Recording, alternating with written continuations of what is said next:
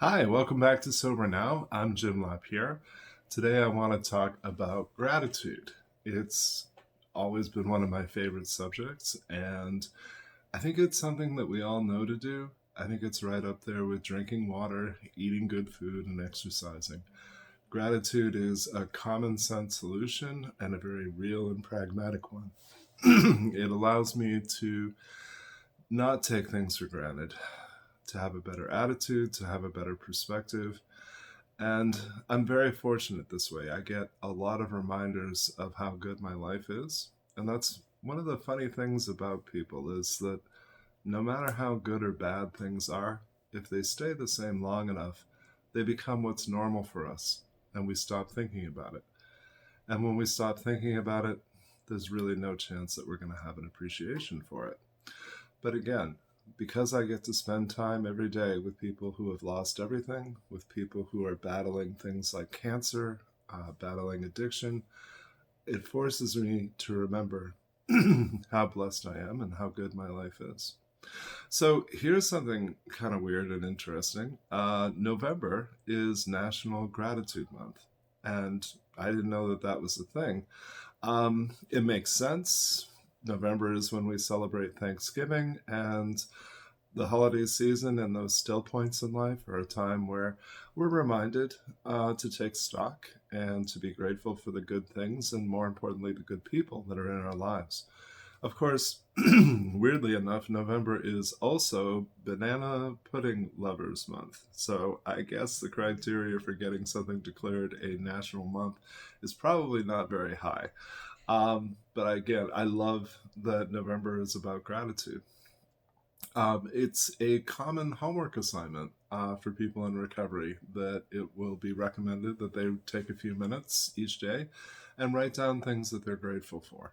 Um, I do that first and foremost with my chosen family, with my closest friends, people who choose to be part of my life, and what it is that I get to learn and experience with them.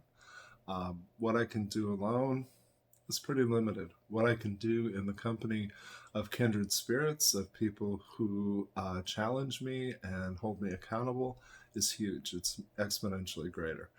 And so I have this sense of the people that my higher power has connected me to. And sometimes that's just brief or fleeting, and sometimes it's lifelong. But there's always something for me to give, and there's always something for me to receive.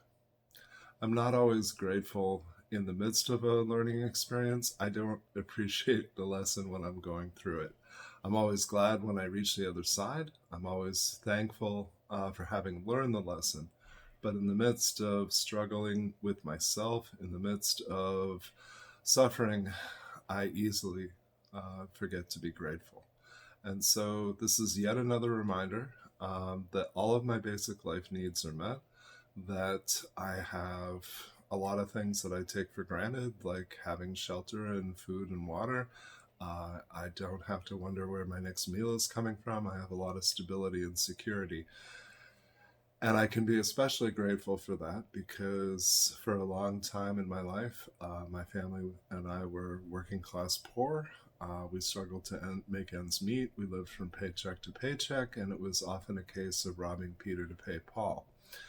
And so I'm grateful that I no longer struggle those ways. I'm grateful for the lessons that I learned from struggling. But today, I've learned that the person I struggle with the most is me. And if I keep surrendering my will and the direction of my life to my higher power, then things work exponentially better. So I'm grateful for the ways in which my higher power works in my life. And again, those most commonly come through the people in my life. I still joke with folks that I don't get email from God.